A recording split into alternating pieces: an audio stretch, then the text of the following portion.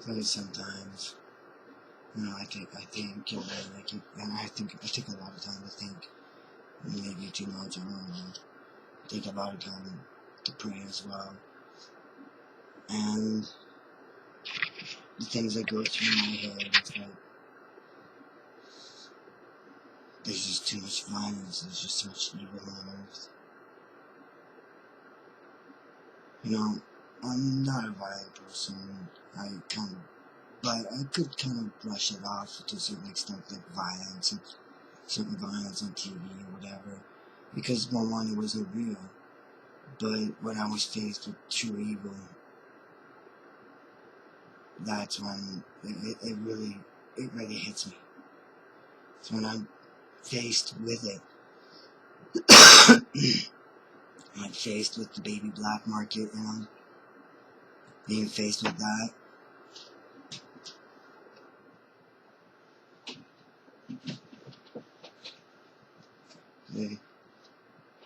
I can't deny the evil in the world, and I think I could a lot more when I was younger, it's obvious.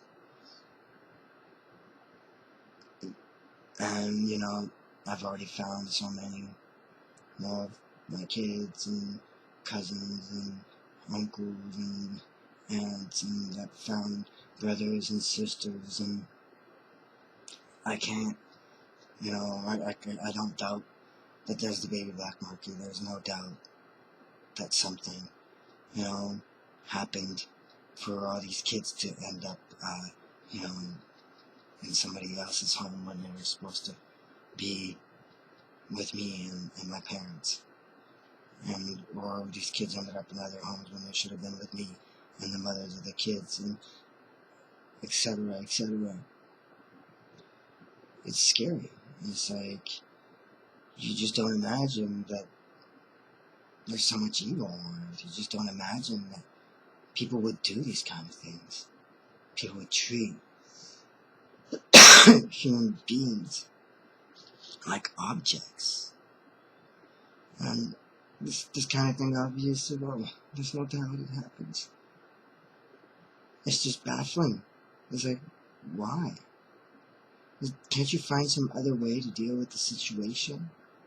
I would say that would be my response generally to this really bad behavior, to evil. That would be it. The first response that I have is, there must be some other way, And let me try, or I would try. I would give up a lot, and I would do a lot.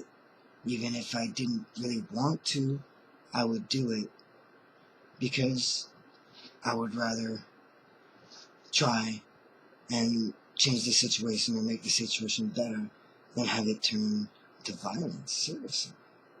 I mean, I imagine sometimes you can't control that, though, but still, that was my first response. It's always been a part of me to want to, make this world a better place.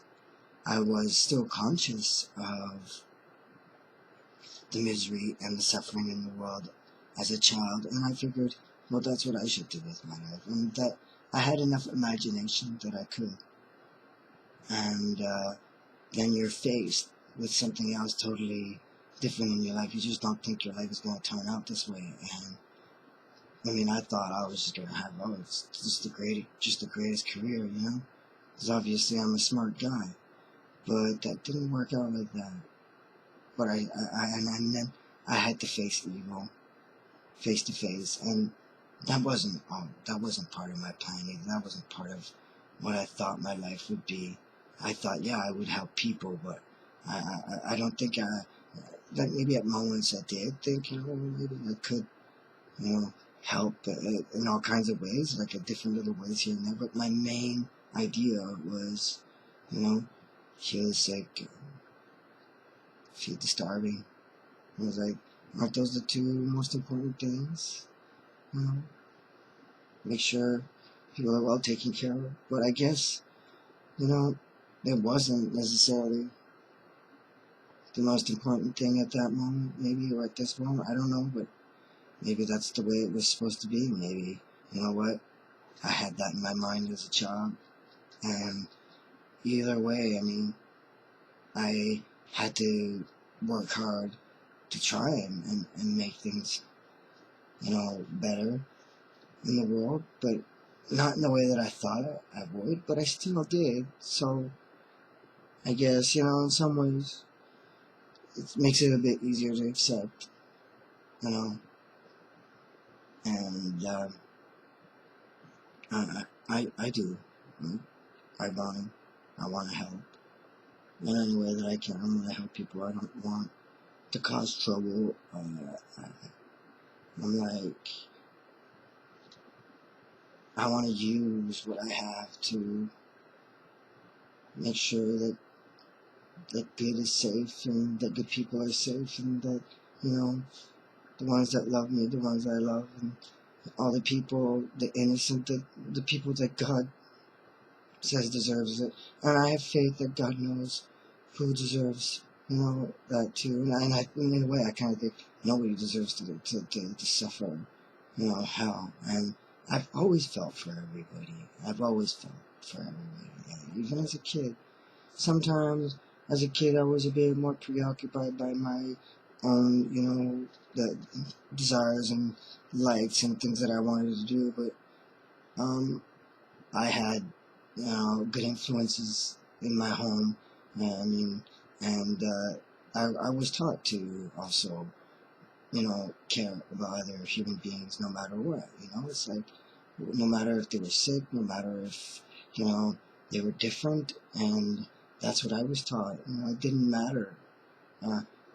Race didn't matter. It's like health issues doesn't matter. You don't put somebody down, or you don't neglect or ignore, or you have to care.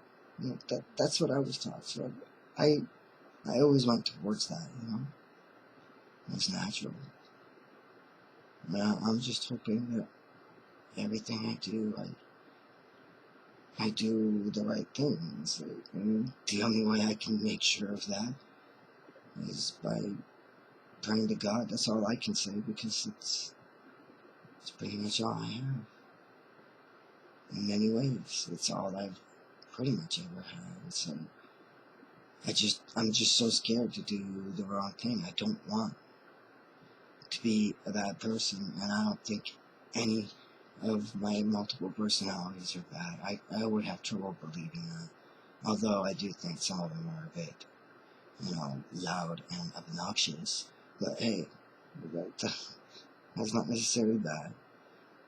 The thing is that these parts of myself are just an automatic self-defense mechanism that you can't really control completely, but I believe that these parts of yourself, even though you don't control completely, you still are an influence, who you are, what you believe, and that always stays. They can't take that part of you because it's the core of you. It's like it's the core of me. That's the core of me. I know the core of me. It's always been good. So I think that part, my conscience itself, it just can't be tainted by my multiple personalities, and they would never be dangerous.